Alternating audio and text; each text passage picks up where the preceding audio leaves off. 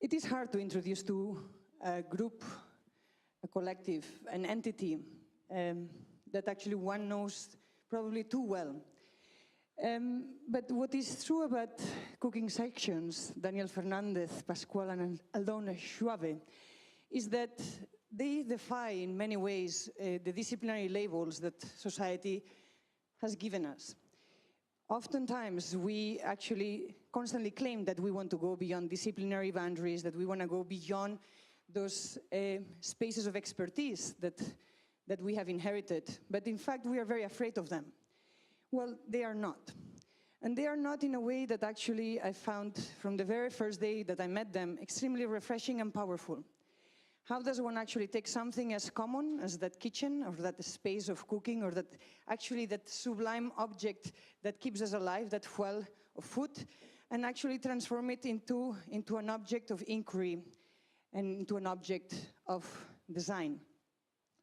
Cooking sections is an unorthodox collective, an unorthodox couple, and an unorthodox architect. One that I have had the pleasure to work in 2014 when I was the commissioner and one of the curators of the US Pavilion. We selected them out of an international open call as the principals, as one principal of an architectural office that actually was trying to reimagine the way in which we practice architecture today. And those 6 months of an architectural experiment allowed me to enter into their world by sometimes remaking recipes of Buckminster Fuller of tomato ice cream, or question and problematizing the labels of eco and fair that are written in our foods, or trying to reflect about the origin of airplane food. And how does all of that come into the production of an architectural project through films, videos, cartographies, is something that I'm not going to explain you, is that something that you're actually going to see. As I said, it's very hard to introduce your friends, and so the only thing that I can say, if you want to read their CVs, go into the website. But the important thing about lectures is that what one is hoping is for a space that is transformed, for an experience that is transformed, for a life that is transformed. And so with this pink hue, I just want to thank you for accepting to join us in this first year of lecture series at the AA, and to try to expand even further what is that we want to say when we say architecture, or we say design, or we say art, or we say cooking. So please join me welcoming Daniel and Alon into the AA.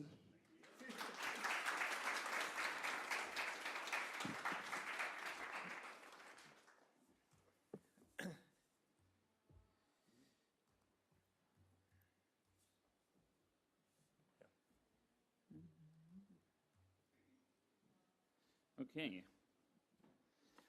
Good evening, everyone, and thank you very much for having us and for the invitation, Eva, to being here tonight. We're going to be speaking tonight about two different projects, and I think for us, really, it's, especially in the space of pedagogy, it's much more interesting for us to have a conversation rather than just giving you glimpses into different projects that we've been doing. So really, we encourage you to kind of participate in the evening. So it's going to be divided in two parts. Both parts are about water, underwater, above water, and water without water, but we'll go into that. The waters of sky have been changing color. We know that seawater has no color, but different color reflections enter our eyes, and sometimes we see blue. Sometimes we see gray or black. Other times we see brown or green. Yet in recent years, seawater has been dominated by different hues and multiple Pantones. You are looking at Pantone 1555U. I'm looking at Pantone 1565U. Are looking at Pantone 1625U. I'm looking at Pantone 1575U. Are looking at Pantone 1575U. I'm looking at Pantone 487U. Are looking at Pantone 486U. I'm looking at Pantone 1645U. Are looking at Pantone 167U. I'm looking at Pantone 158U. Are looking at Pantone 1647U. I'm looking at Pantone 1665U. Are looking at Pantone 485U. In Sky, we heard about a house sparrow that had turned salmon. House sparrows can be found in most places where there are houses. As their name suggests, they are one of the most common birds in the world. Female and young birds have brown, gray, or black feathers. While males have sometimes less dull bits around their neck. The sparrow we heard about in Sky had turned salmon. It was believed to have eaten one of the feed pellets from a salmon farm.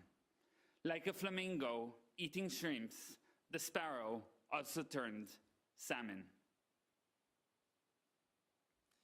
Salmon today would be gray, but salmon can also be red or pink or even salmon. In the water, the success of salmon, Scottish salmon as a branding, relies on coloring salmon fish into one of 13 pantons. Farmed salmon needs pinky fine pellets to substitute natural krill otherwise found in the water. Indeed, today, Scottish salmon is neither entirely Scottish nor is it wholly salmon. 90% of Atlantic salmon swimming in the seas and shelved in supermarket aisles is a domesticated species. Since the 1970s, salmon slowly ceased being an animal to become a profit equation.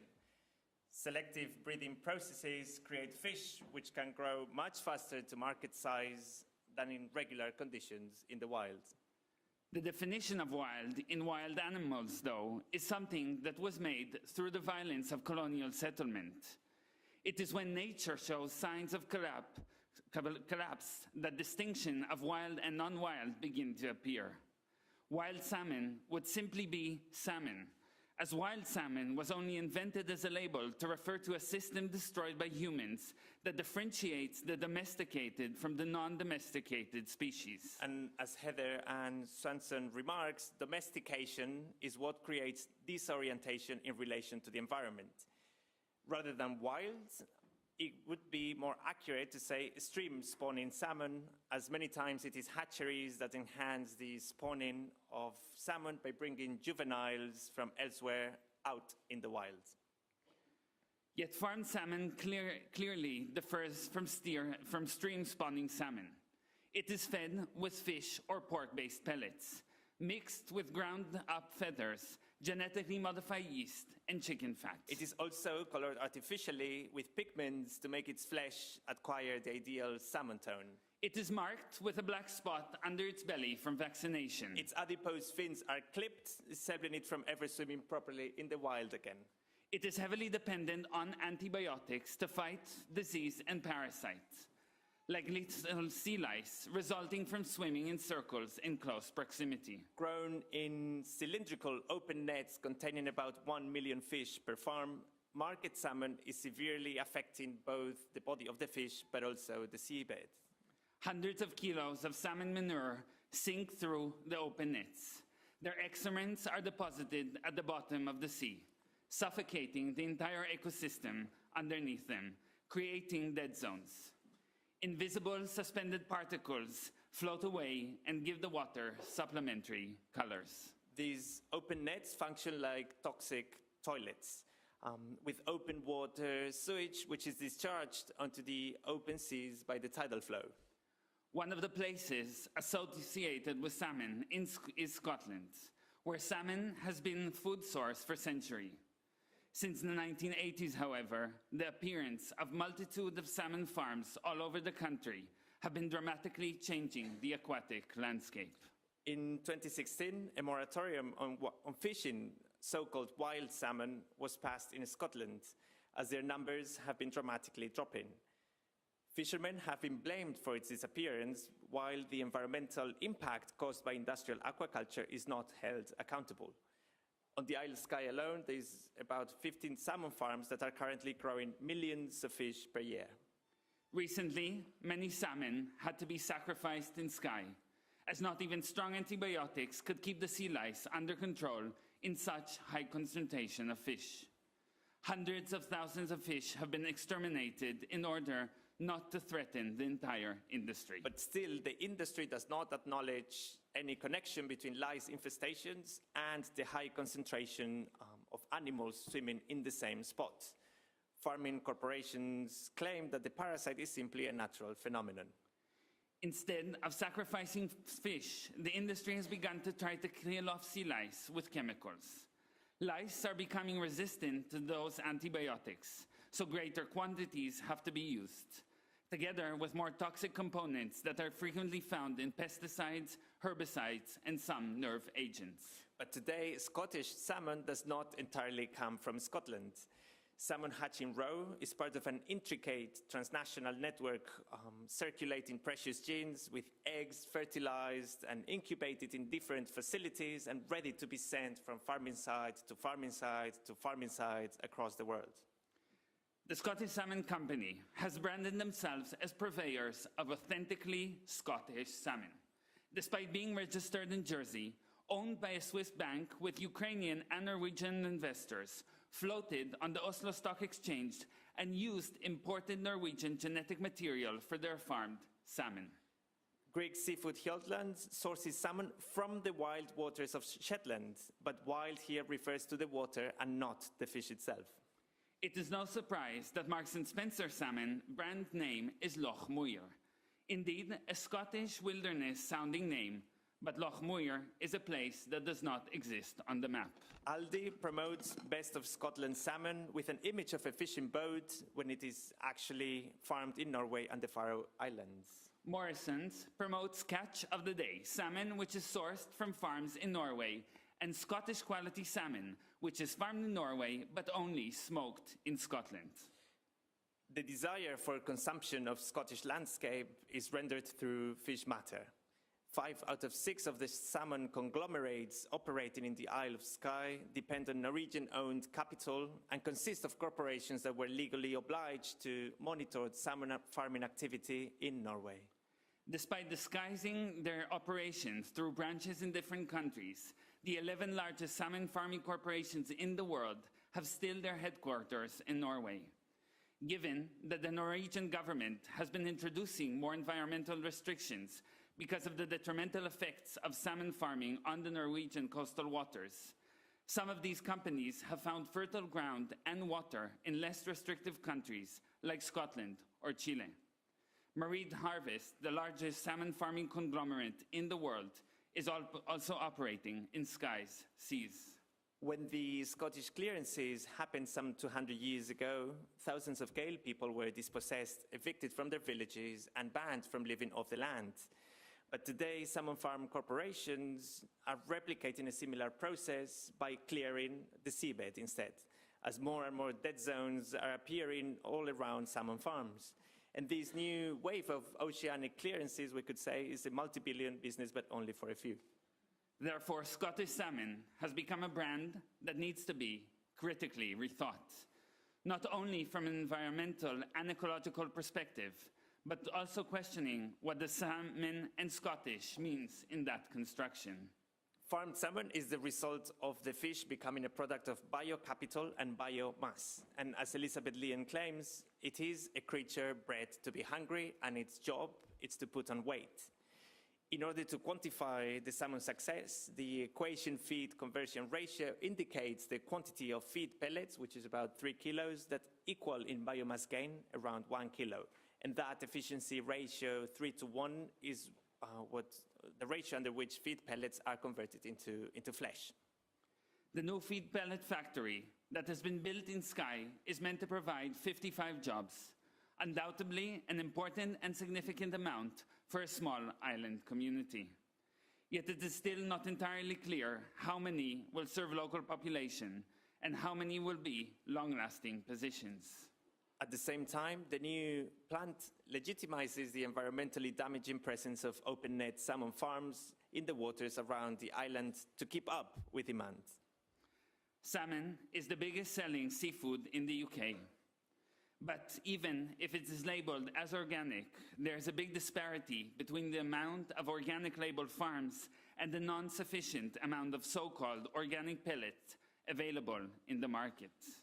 Besides the fact that the fish component of the pellets is made out of Peruvian anchovies, among others, it is also leading to another form of colonization of the ocean, depleting resources of local fishermen in Peru in order to feed Norwegian and Scottish salmon.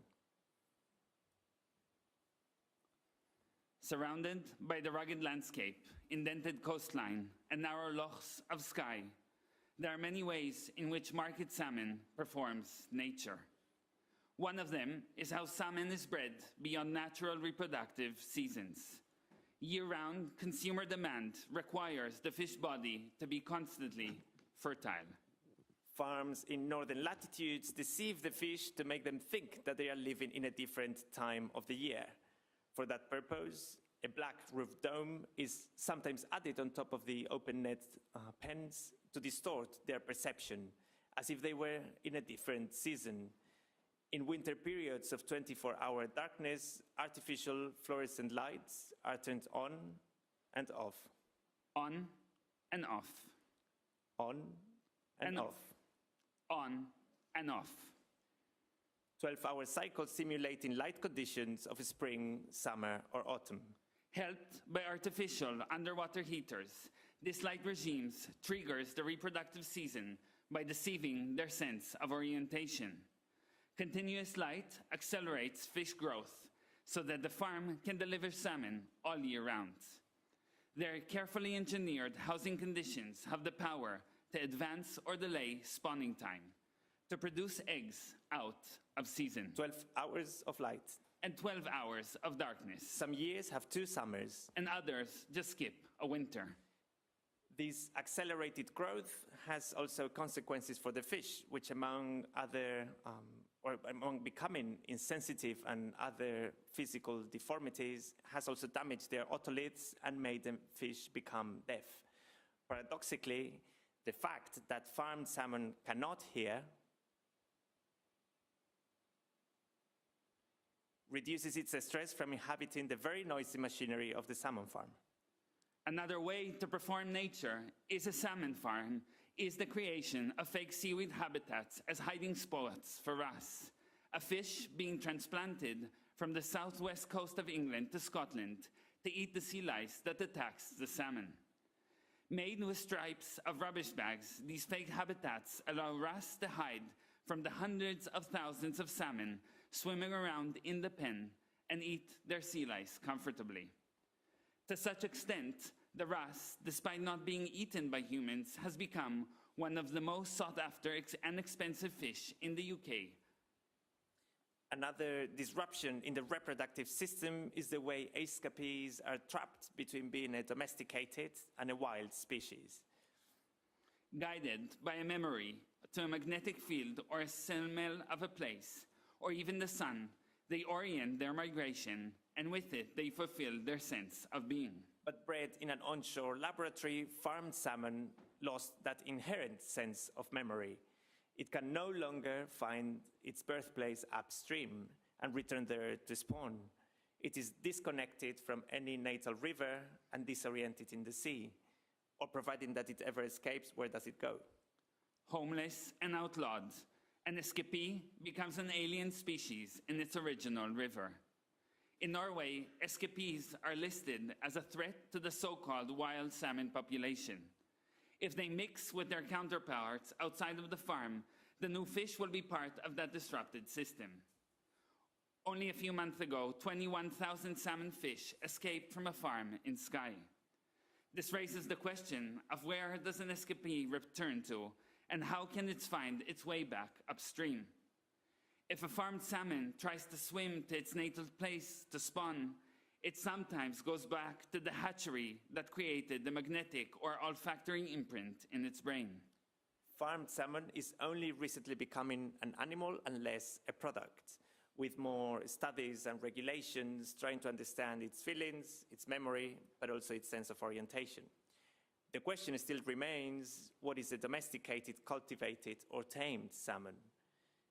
Is farmed salmon an industrial aquaculture success or an environmental catastrophe? From the local habitat to the global market, the scales at which salmon performs are yet to be decultured. After decades of overfishing and exhaustive salmon farming, Skye's waters have reached a point where seasonal productivity, ecology, and employment need to be rethought. Food seasons as we know them have ceased to exist. In a supermarket, you can find strawberries, tomatoes, plums, or even salmon all year round, and you have all seasons. Beyond this flattened, continuous 365-day long seasons, what would be the new period we could eat according to today? If humans have been changing environments, how can also we change our food systems to adapt to them and build other forms of landscape?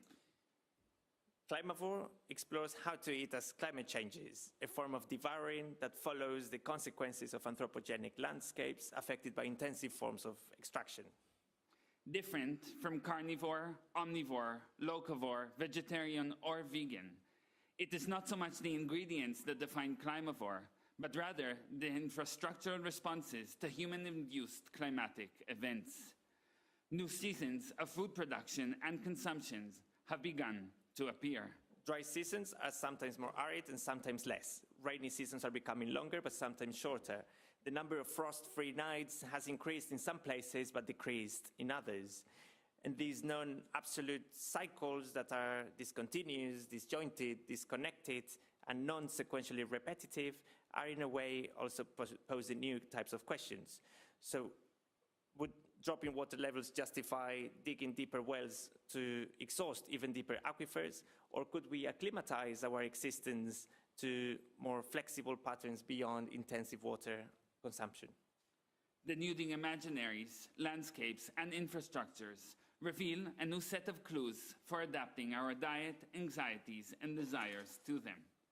How to water without water in a period of water scarcity, or how to water with stones. CLIMAVORE aims to rethink the environmental futures of coastal inhabitation and the coastal commons through a diet that can effectively transform desires and infrastructure. In the case of polluted shores by salmon farms, it takes the tidal zone as an ambiguous site that appears, disappears, and reappears and constantly changes in size. Coastal space has no clear definition and opens up for murky yet cleaner usership, and can become today the entrance into a new ecology, economy, and imaginary for the place. Other understandings of aqua-cultures in sky and its tidal zones can become then a site of opportunity for more sensitive practices. Human-induced climatic alterations of the waters, ranging from increasing acidification of the ocean, appearances of new parasites, and disappearance of species, could be approached through other forms of eating and sourcing of nutrients. Different from intensive salmon farming that produces an excess of nitrogen, other creatures do opposite processes. They clean the water by breathing. And so do other filter feeders, bivalves like clams, scallops, razor clams, or barnacles, but also seaweeds like kelp, sea lettuce, or dulse. They all provide an incredible source of easy access protein without any need for fertilizers. Despite having lost connection today to some of these ingredients, they were abundant and used by both humans and animals. There are archaeological remains of prehistoric sheep in Scotland with marks in their teeth that indicate a kelp-based diet. And even in modern times, a booming industry in Skye emerged for kelp-based explosives during the Napoleonic Wars in the 1820s. Kelp was used to improve poor soils for millennia. In places like Jersey, in the Channel Islands, the use of seaweed collected from the ocean as fertilizer had been a common practice, with laws explicitly regulating citizens' rights, but also the optimal seasons for its gathering. Certain varieties like kelp or bladderwrack had abounded quantities of minerals that once laid on the fields would slowly be released and accelerate the growth of vegetables and tubers. Crofters have used the tidal zone not only for fish traps, where all sorts of fish would be caught by the low tide, but also to forage dulse and eat it raw or boiled in soup. Over centuries, food sourcing from the tidal zone enabled social structures where women were the strengths of fishing economies, from sorting oysters on the beach, lifting the catch, to carrying their husbands to shore. Oysters have also been cheap sources of protein. In the east coast of the US, oyster traders had hybrid house barges where they would moor in different piers to sell their stock to wholesale suppliers. Their mobile barges were a hybrid between a fishing facility, a shop, an impromptu eatery, and a home altogether. After sourcing oysters from naturally occurring beds, it was later discovered that they could be grown in oyster tables, structures going hundreds of meters into the sea, where oysters are washed by the tides following moon cycles. On the Isle of Skye, our oyster table functions as a dining table and opens a discussion around other aquacultures that could happen. Every day, at high tide, the structure allows its 1,000 oysters to breathe, with each one filtering up to 120 liters of seawater per day. At low tide, the oyster table emerges above the sea and functions as a dining table, where we placed some humans. Over breakfast, lunch, or dinner, according to the tides, performative meals feature a series of CLIMAVORE ingredients, where workshops with fishermen, politicians, residents, and scientists have been held to discuss another cultural imaginary for the island. Guests enjoyed bloody oyster cocktails, crunchy shingles, or lasagna for sure, among many other CLIMAVORE delights. Aiming to divest away from salmon farming and develop alternative aquacultures, a network of restaurants was also established. Each of the restaurants replaced farmed salmon with the CLIMAVORE dish. A food truck, a local bakery, a pie shop, a bar, a hotel, a Michelin-starred restaurant, they all served CLIMAVORE dal soup or coca kelp CLIMAVORE ice cream or CLIMAVORE kelp whiskey or twice-dived CLIMAVORE scallops or CLIMAVORE rope-grown mussel nibbles. The ongoing project is expanding into a new permanent installation, the CLIMAVORE station, in the old ice house in Portree, to secure traineeships and placements for local teenagers from the professional cooking school. Through pedagogical and professional development, the future cooks of the island can start introducing this new coastal imaginary. The tidal zone is a space of opportunity for discussing these spatial constructions of the ocean and its shores. To rethink coastal policy and facilitate small-scale independent initiatives, the CLIMAVORE station will also provide legal advice and consultancy on how to open your own oyster or seaweed farm, but also will support how to object planning applications that are constantly trying to open new or expand existing salmon farms in Scotland, and all of this while serving different CLIMAVORE dishes. Slowly, people coming up to Skye could ask for sky kelp, sky dulse, sky oysters, or sky mussels, ingredients that regenerate the coast by breathing in this era of increasingly evident man-induced climatic events. On the tidal zones, we can determine what we eat as climate is changing. And over the past years, CLIMAVORE has been responding to various man-induced climatic events. When we were invited last year to participate in the 12 Manifesta Biennale in Palermo, we started to observe how the water has shaped the island and different forms of governance around it. Despite being one of the nearest points to the Sahara, the desert, the European continental shelf in Sicily, over centuries has developed a very complex water infrastructure and agricultural knowledge that has become the third largest agriculture engine in Europe. So Palermo has this incredible infrastructure of tunnels under the city that are all part of a very complicated infrastructure that has been tunneling and terracing the whole entire Sicilian landscape, basically to channel and retain water. And that's also one of the reasons why it has become that agricultural engine. And the geography of the city itself is all surrounded by hills, and there used to be these very fertile plains, more and more urbanized, but there would be all these very sophisticated tunnels, century-old structures that would collect water from the base of the hills around the city and take it into the different parts of the city. But also, so this was one of the points of departures for the entire project about water in Palermo. And the idea was also to start understanding to what extent the control over water was also the emergence of the first kind of mafia, let's say, structures in the city that would extortionate peasants by asking for payments for the use of water. And the history of the history of water infrastructure in Sicily is a lot induced to the Persians and the Muslims that basically transferred a lot of this knowledge from the Arab world into Sicily and develop a series of qanat systems where basically water was taken through this very similar, this is an example from the Persian desert where this water wells have been digged and as a way to channel water through a dried landscape. What is particular about Palermo are these tunnels that are almost a typology that is also inhabited not only by water but also by some humans.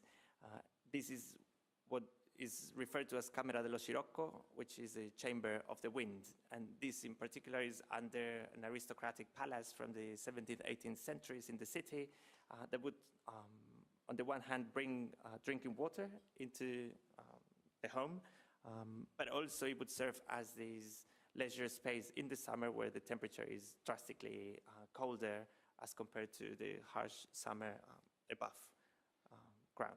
So water during the winters and cold wind during the summers basically allowed forms of inhabitation and perhaps one of the first air-conditioned systems that was developed on the island. At the same time, here is another example of this Camera dello Scirocco where you can really see the social space that was organized in these spaces where, again, like really a chamber for the wind and a place to avoid the atrocious heat that comes from the desert during the summer months. What is beautiful also is that these chambers have been named after the Scirocco wind, which is very dry wind from the desert, but actually they're working for the opposite, which is precisely creating the sort of microclimate with these cold wind and humidity coming from the mountains outside the city.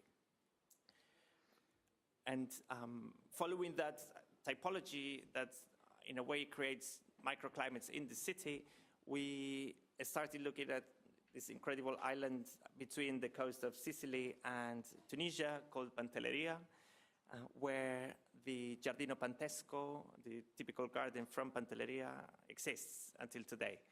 These consist of these open sky, circular, in many cases, structures made out of a dry stone wall that still exists. So there are about 300 still standing in this little tiny, very arid, small island. And what is interesting is that people would put their life savings back then to build a garden for a single tree. This is how they looked from above. The typical, let's say, typical typology would be the circular tower in a way, but also they were like from octagonal to rectangular ones, or oval, or sometimes adapting to the topography. But it's this idea that the tree was so precious that they had to put all these resources into protecting the tree and making it survive the very extreme, well, not drought, but it's just that there is barely any water in that particular island. And despite the fact that this Pantelleria is surrounded completely by water, a total agralitarian society has been developed there and exists there almost until today, where this Giardino Pantesco was really the center of the homestead and the family and the whole farming practices that developed. And it's really interesting that there's no fishing economy and there never have been fishermen that were working or using kind of any ports in the island. What is quite incredible also is that it's mainly citrus trees, and the reason why there was such an effort, logistical and economic effort into building these single tree gardens was precisely to create microclimates and water without water or water with stones. Back at the time, the challenge was to get citrus fruits because they realized that otherwise, without vitamin C, they would get scurvy. So that was kind of the treasure of the family. So inspired by that typology, we're looking at other ways of watering without water or watering with stones. These are some well-known examples, we believe, from the peach orchards in France outside Paris that would have these walls to attract heat in the summer and increase the temperature of these micro gardens for fruits that might not necessarily grow in that particular geography, to another volcanic landscapes. This is in Lanzarote, Canary Islands, which is, shares many similarities also with Pantelleria in terms of climate and lack of water. So how do you create, through all these systems of, some people call them dry farming, but basically is how do you either condense humidity or attract heat in order to create life that would otherwise not be possible in such climates. Such infrastructures have been developing over thousands of years. Of course, from the examples of the Inca society that basically were developed these terrace systems where different kind of grains would be grown on different level of the terrace, and just by the drop in elevation, different kind of temperatures and climatic zones would emerge, allowing for different crops to be grown. To like other more modern inventions, like this wind tower developed in the 1930s in France, also for cooling. It was invented by Achille Knappen.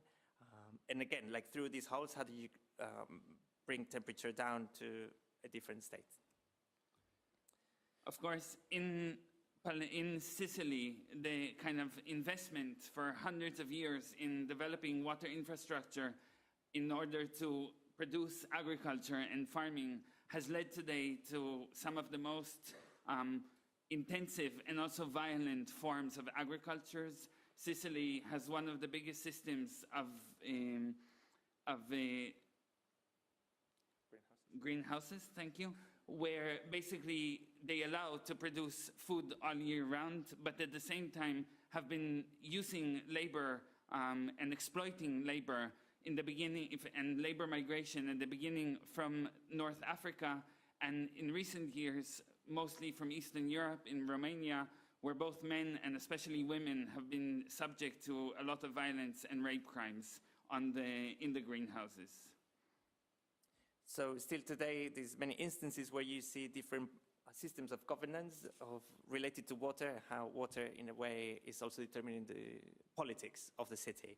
Here you see some of these overlapping systems from the kind of century-old canat system of tunnels to direct water, and on top this kind of very kind of organic way of evolving the city, but basically having apartments or houses or different dwellings having this parallel system of pipes and tanks that in a way bypass the governance of the city. So instead of paying, was part of the discussion, instead of paying the city, which is quite malfunctioning in terms of water distribution, it eventually led to a system where people instead pay to organize groups that provide them with water.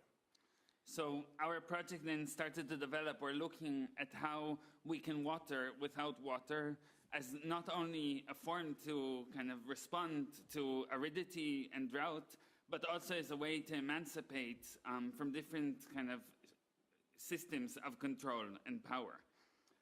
We developed 3 installations for Manifesta in different parts of the city. Each one was concentrated around one or a few citrus trees, and tried basically over the course of the biennial, which lasted for 6 months and just closed a couple of weeks ago, to see how the trees are performing in these environments. This is the first one, is in Volpe Astuta. What was particular about the site was that it used to be owned by a mafioso, and there was a lawsuit, complicated, but basically returned to the public. So confiscated land that became a civic space, and that's where we managed to develop one of the structures that we started using some of the traditional Sicilian catuzzi, they're called, which is these terracotta pipes that are used either for irrigation or for drainage in many places for centuries.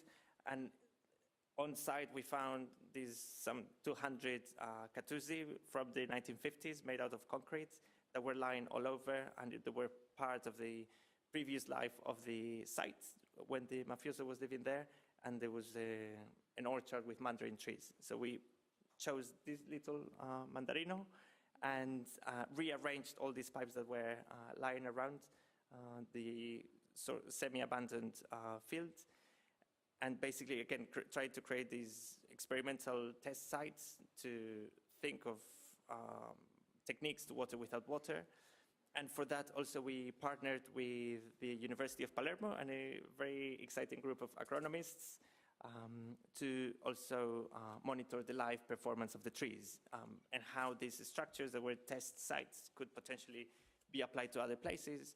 So what we were doing was to collect data from the tree, inside and outside, and see all the different parameters in terms of daylight, humidity, or solar radiation, and see to what extent throughout the duration of Manifesta over the summer and until November, they were influencing the microclimate inside the structure. In the next site we worked with was a Schwabe, a former garden that was bombed, and then basically a former palace that was bombed and became a garden that today is kind of closed. There were seven orange trees on the site, and using agricultural nets, which have been, which is kind of a very popular material today to prevent frost, blight, wind damage, and excess of sun exposure. We tried to see how that could also create a microclimate around the trees. Using yellow nets that basically increases radiation and humidity around the trees, we created another form of another installation around the trees, and again measuring the performance of the trees inside and the environment outside of them. It's quite complicated to hang. So we had to coordinate all the neighbors in the different balconies of the square to be like pulling cables up and down. It took some time. And then the third one was another site which also, again, created another microclimate around 5 existing orange trees. It was next to this church that was never finished. So the church itself also is like a Giardino Pantesco because it's this open sky stone wall with actually it has this very old tree and that you can see there growing inside the church. So in the back there were these 5 trees where we made another test site for this watering without water technique using very cheap available blocks that are kind of used in construction quite commonly, but trying to rethink almost the Giardino Pantesco not as this kind of incredibly expensive and elaborate drywall, but rather something that could be easily assembled and disassembled into other places. In this case, basically, we created a thermal mass where over kind of through the sun exposure was containing the heat, but at the same time allowing wind to pass through the blocks that were flipped 90 degrees on their side, allowing wind to pass through and cooling the air inside and creating an effect of condensation. And at the same time, with all of the installation, we worked with a series of restaurants to develop a seco al sacco, which is basically a dry picnic box, in a literal translation, that were serving different like lunch picnics that could be taken and enjoyed amongst the trees and the installations. Each of these picnic boxes included different ingredients like carob, ice cream, for instance, tumania grain sandwiches, pomodoro secano, which is a specific kind of tomato that was developed over years and is kind of very resistant to drought, capers, pistachios, and many other ingredients, and really, again, trying to think through that and engage with restaurants on how could we start thinking on the future diet of Sicily. And yeah, and basically through that kind of, now that the project is finished, we've been starting to analyze all of the data that we've been collecting and kind of working with the agronomists to see how that could be utilized, because they have been also using testing, having many test sites in Pantelleria and also other sites in Palermo. And that's kind of, I think, 2 ways of how we've been in the past years thinking of CLIMAVORE and how we eat as climate changes, and kind of food is a form of infrastructure to think how we are adapting our diets to environments that are changing all around us. Thank you. Keep it there.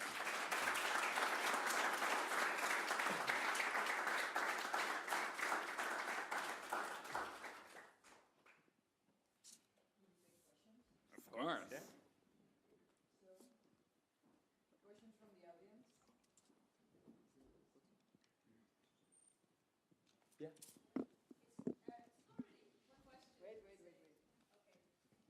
I don't know, not really a question, but something like your presentation reminded me of earlier on with the salmon and how we kind of engineered this fish. I encountered like this really weird video on the weird side of YouTube one day about making fish in Japan, where they basically took the dead salmon that they fished out, they cut it open and scooped all the eggs out and put it in a bowl, and took a male dead salmon and then squeezed all the sperm from that salmon into the bowl, and they just stirred it and then chucked it into the farm. So it's interesting that we kind of like, you know, you're saying that, how to say, once the fish escapes, we're treating it as an animal once again rather than a product. And kind of clearly, like, we've perpetuated this thing for so long. I don't know, it just reminded me of that because it was very disturbing. So, yeah.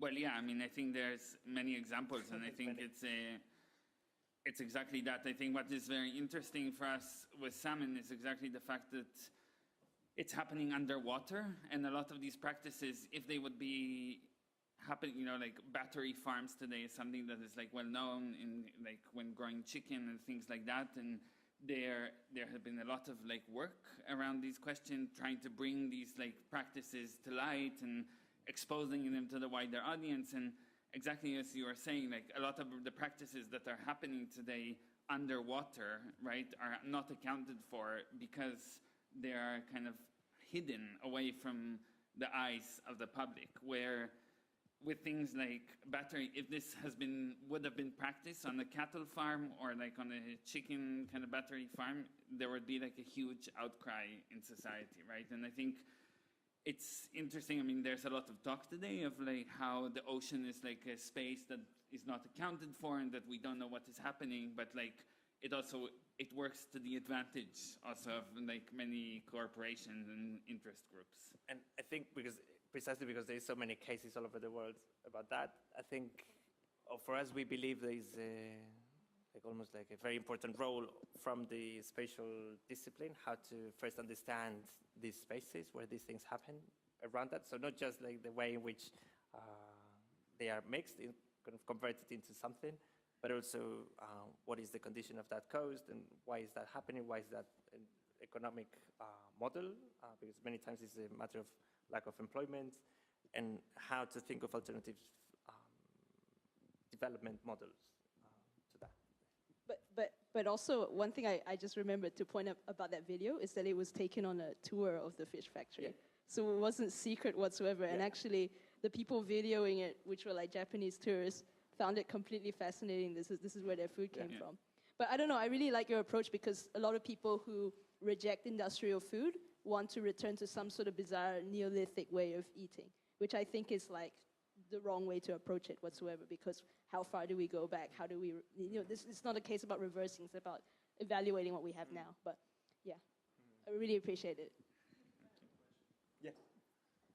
Thank you, guys. You know how much I appreciate your work already. It's a comment and also a question. One comment is that it's fascinating the way you communicate. It's not only a lecture, it's also a curatorial process, I would say, the way you communicate, so deep and with a research that has so many on it. The comment is about this food relation that we have. In Brazil, there is a national legend about the turkey, but it's not a turkey, that we eat in the Christmas. And you imagine 200 million people wanting to have this bird. It's called Chester. And it's bred in a way that it has more chest. And the urban legend is nobody have seen this before, this animal before. It's like a mythical animal. Like, you know, we have also this with the cow for McDonald's and things like that. And so the way you communicate, it's also getting us way more, I would say, in a, either, I would say, scientific way to really understand how this process goes of communication, and also to kind of really put this in another part, like you said, under the water, or in the videos that you said, like the shit videos on YouTube, right? So my question is about that, actually. How would you say, like, for some people that, for example, I also would like to spread this word that you have. You have your website, but how could achieve this kind of information that it's so precious right now? Because I am the one that started to eat salmon because I thought it was better, but okay, maybe I'll go vegetarian. Well, you can do whatever you want. Well, yeah, I mean, I think there's, well, I think, so there are two questions folded there. I think for the first part, well, yes, I think we are surrounded by these kind of myth or cultural constructs. We could call them everywhere, and one cannot kind of spend even his whole life and try to touch like a small percentage of that. And of course, there's like a lot of work to be done there, which has to be like, you know, and it's a very open invitation for people to jump on the boat. But I think at the same way, what is interesting for us is like to really start understanding how these cultural constructs work, and kind of what are its origins, and like how it has been developing over time.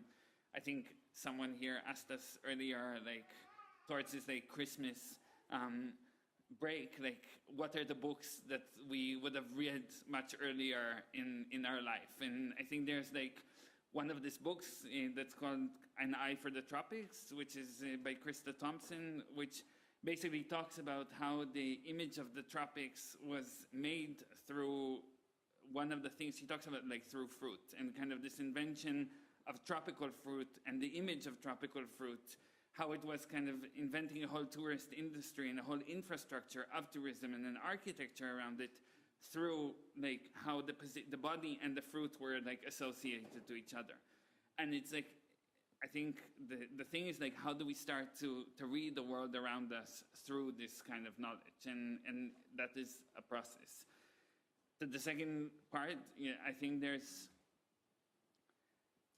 a lot of sensitivity also in the work we do, and I think we are invested a lot in the questions around the cultural constructs. So it's not only to go and like protest against salmon farm and to make people aware that like all their practices are bad, but like how do you actually try to see and address like the economic realities and questions around development in specific places in order to see whether there could be alternatives to that. And it's a process. And in that sense, I think there's and I think it's something that we kind of discuss a lot, you know, like what is the moment that you kind of make this public, and like in which ways you make it public, and like what are forms of protest in a way, and what are rules of engagement in these places, because at the end of the day, you know, we are like here and we're having conversation tonight with like a few dozens of like architecture students in the center of London, but like there are people on the Isle of Skye that has been living like a reality for like a few decades, and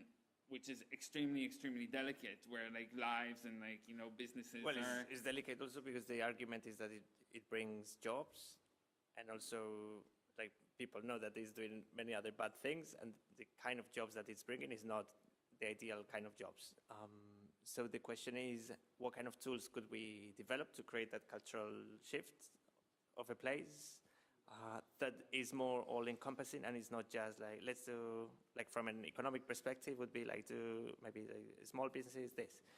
But from our understanding, it goes much beyond, because you need to address the demand for salmon, you need to address the economic viability of restaurants serving something, and salmon is the most profitable ingredient for them, right? So they were telling us that the fact that they were really willing to try and remove salmon, but it was at a certain loss that they had to assume because they want it, because they, again, it's a matter of ethical values if you want to engage with that or not, and then how do you replace that with something that is also manageable for the small business. So in that sense, I think the question of like triggers, like where do you plant like certain triggers and when do you like use them, and it's a process, and this is like, this project is an engagement for like, you know, it took like 40 years to the industry to develop and achieve to the place it has. It's going to take some years to kind of start like shift the landscape.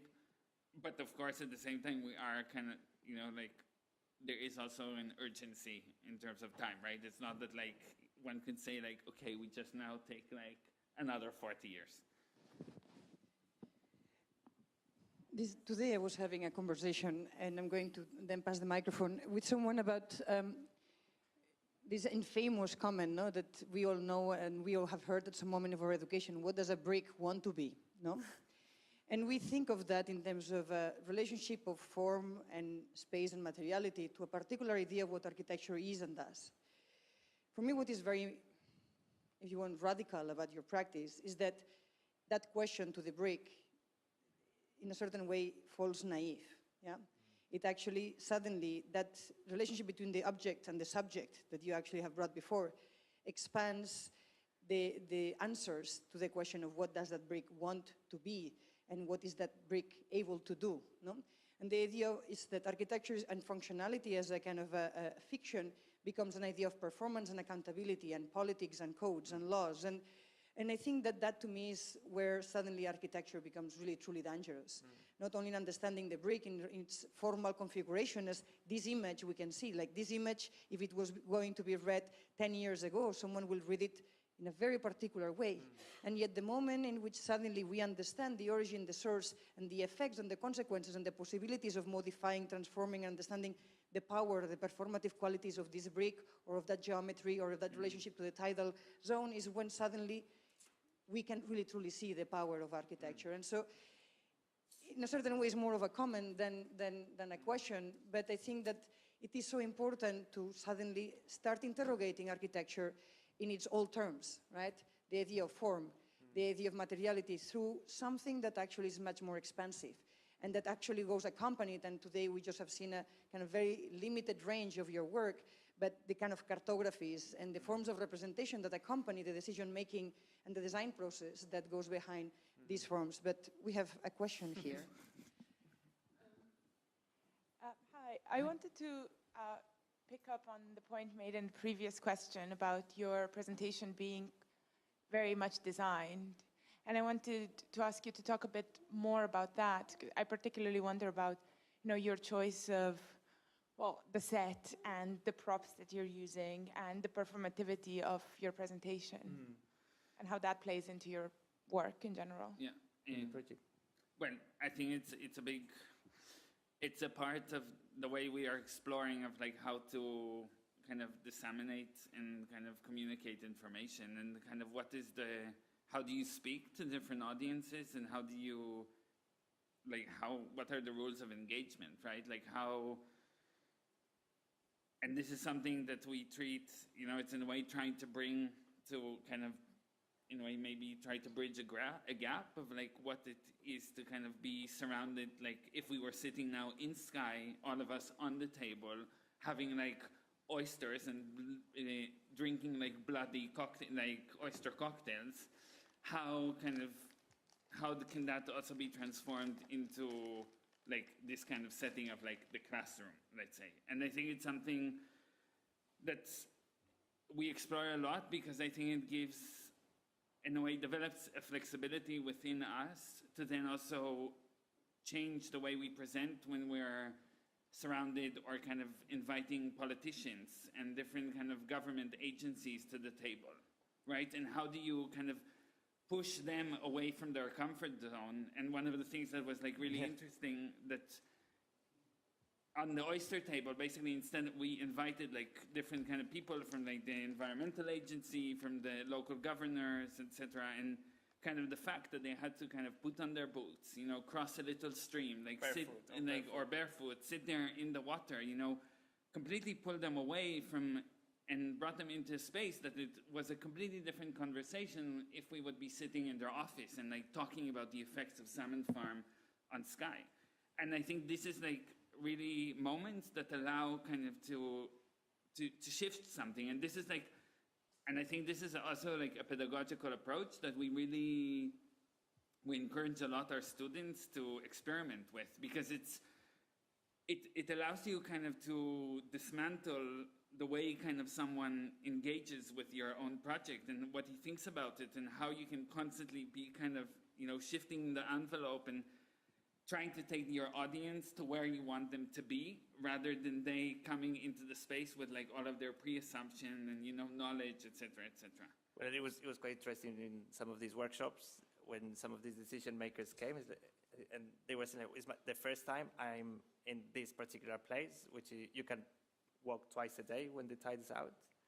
But I always thought it was a very filthy place. I was like, well, precisely.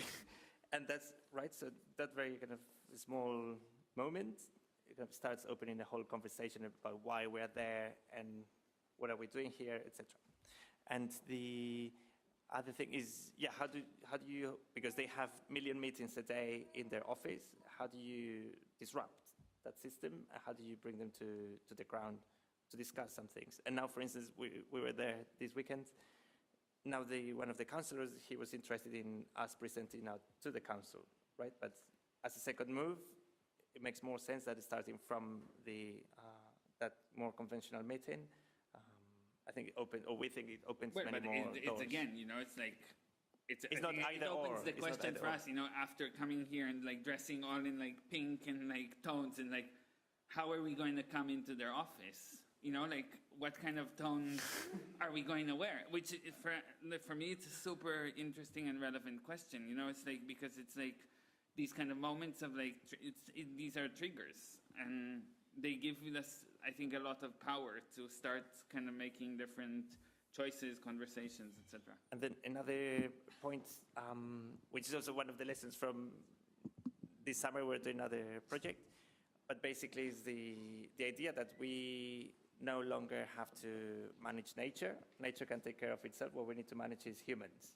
And how, as part of that human management, how do you reinvent spatial tools to deal with those humans? Oh, hiya. So I've got one question as well. And it's more about the practice that you guys do. Mm-hmm. And I was just wondering, because a lot of the work, especially in the CLIMAVORE projects, there's a certain element of speculation in the outcome. And I was just wondering how, when you're designing the events or the product, how forward or how much future do you cast? Because of course you have to, like you said just then, or you explained, there are follow-ups, there are meetings with the council, and they invite you to do more things. Yeah, I guess my question is, how far do you cast forward in planning or when you're designing these things? Well, I guess like all of these, or the projects that we are interested could be lifelong projects or for more lives beyond us.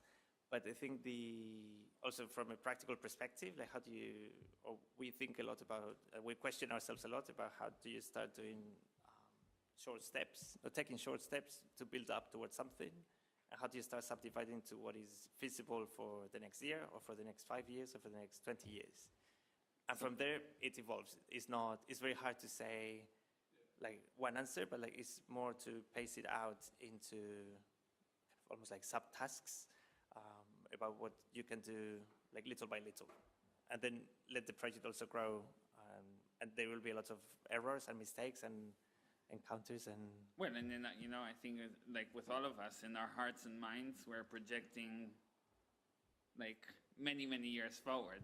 Then it's like what you share with who, and how this kind of moments of sharing this information are kind of, again, tools to kind of advance different agendas within the project. Would you say that's sort of your main tool to determine whether you... Well, it's one of them. I mean, there's a lot of but then there's a lot of trial and error, and also there's like the reality of like how you make these projects happen, right? So you are kind of, at the end, we're working on like the scale at which we are working is quite small, and it's not that anyone is kind of, someone is inviting you like here, 10 million pounds for go and work for the next 10 years. So there's also, these things have to be built, and you have to kind of, but I think for us it's again, it's like how do you start developing mechanisms to think of resources that are invested in process rather than kind of objects or kind of outcomes, right? And it's like how processes are what we are kind of coming around, which it's a very kind of, I think we can like spend quite a lot of time talking about kind of what does it mean and how does it kind of unfold, which I think is also very interesting, like when you're thinking also of yourself as like someone that kind of will graduate, and like how do you start kind of doing these kind of processes, right? Rather than like waiting for the big, you know, like the first commission in a way. Or how do you build like an independent practice, which is trial and error, of course, and we made many mistakes, we learned some things, but along the way you realize that some of these processes you kind of start approaching people. I would really like to do this, but maybe in order to achieve that, maybe I talk to this person, this institution, this other person, and do this little thing. And from there, it keeps growing. And yeah, so for instance, like fundraising for a project is also an inherent part of it. And that's also from our side, but also from different partners. How do you engage with people that are willing to go with you in that adventure? I was really interested in the thing that you said about it's not about managing nature, it's about managing humans, no? And I was wondering, because what we see here is revealing kind of the industrial process of food somewhat, and then how we're kind of shaping climates as a result. But I'm wondering, are you interested in kind of looking at how the demand for certain products is institutionalized? Like if you look at like dairy checkoff, like gluten-free checkoff, and like are you interested in revealing the kind of like propaganda system that surrounds our food culture? I mean, you've touched on it somewhat a little bit with this branding of the salmon, but then there's also this whole entire capitalist system driving the production and the desire for food as well. Yeah, well, I mean, it's a huge part of the work. I mean, I think it comes out in different ways. Like we published a book a few months ago that I think touches quite a lot on those questions and kind of how these questions around imaginaries and how kind of desires are kind of are made for different things. I mean, that deals a lot with kind of the history of like imperialism and colonialism in Britain in relation to food and how it was building these kind of set of like infrastructures to provide or kind of to build the need to produce that. So there's, I mean, if to give an example, there's like a recipe where we refer to, which is called the Empire Christmas Pudding, which is basically was invented in 1928 by the chef of the king at that time. And basically it's a recipe that was made for a well-known English paradox. So it's the most un-English of dishes made, the most English of dishes made out of the most un-English of ingredients, right? So it had 17 different ingredients from 17 different origins. And so it's like, you know, sultanas from South Africa, raisins from like Australia, and on and on and on. And basically the recipe for us, it's like more than a recipe, it's a map. And how do you start kind of reading and understanding how this whole orchestration of like logistics and infrastructure to provide all of these things to people here on this island happen. And yeah. Okay, sorry, I'm just completely unfamiliar with your work, by the way. No. I just heard of you like That's recently. That's why we're here for. It's like, okay, all right, thank you. We didn't send out 3 essays in preparation of the talk tonight. One more question. You talk about this shift from seasonal to perennial, and it seems to be like a trend that kind of all of the agricultural practices seem to follow. So what is the new kind of, what is CLIMAVORE proposing in terms of this new set of seasonalities? Yeah. Is it kind of more temporary? Is what you're looking at kind of scalable? Or what's in the So, pipeline? well, basically the idea is that we've been working on it, we'll continue developing, but the idea would be first to understand what kind of seasons are we experiencing. For instance, if in California they've been going through a period of drought for 7 years, that might happen again or not, or might never end, or might be fluctuating, but how do you start shifting the landscape already for that, instead of consuming water.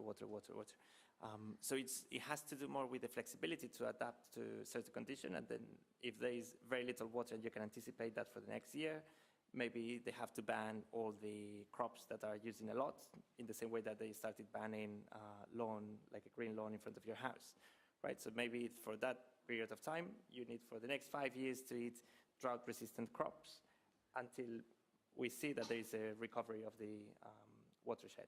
And in that sense, I think the idea of like tradition comes in, and I think something that we've all experienced, like in relation to food and kind of cultural heritage, became very important during the 20th century, that like we all like really, you know, hold very close to our heart, like our grandmother's recipe, and the thing that we're kind of making things in the same way that they were done like 50 and 100 years ago. And I think in Europe, it's something that has grown into like a huge industry, right? With like the idea of like protected designation of origin, with like cheeses and wines, and like the list goes on and on.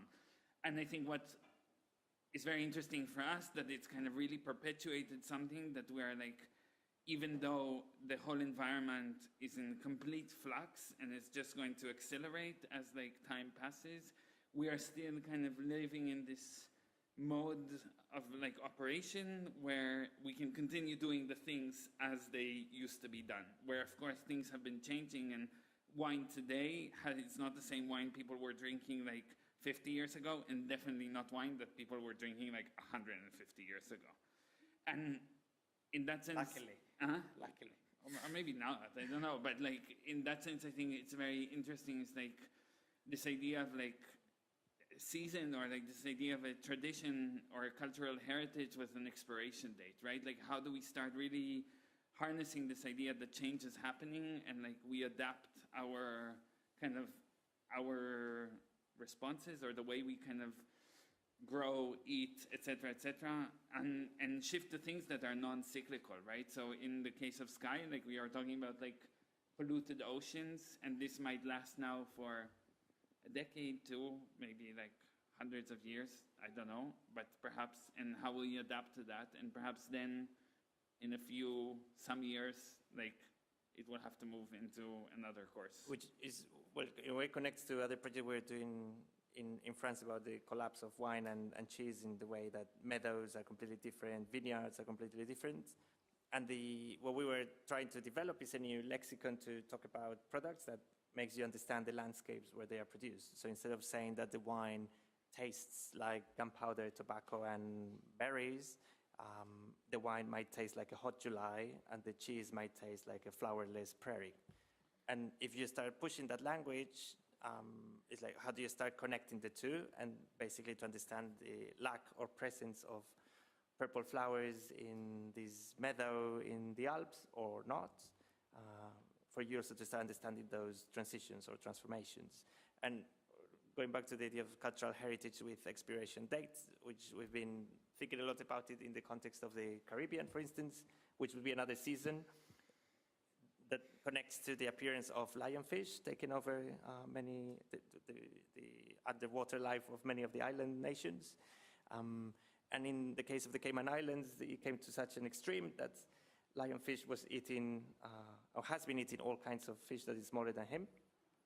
So the diving industry was about to collapse because people want to see 1,000 kinds of fish and not one kind, especially if you fly all the way there. So the Ministry of the Environment came up with a very interesting initiative some years back to basically start promoting the fishing of lionfish, to rebalance the numbers and create tournaments and awards for the most amount of lionfish fished in a day, because you can only do it by hand with a harpoon.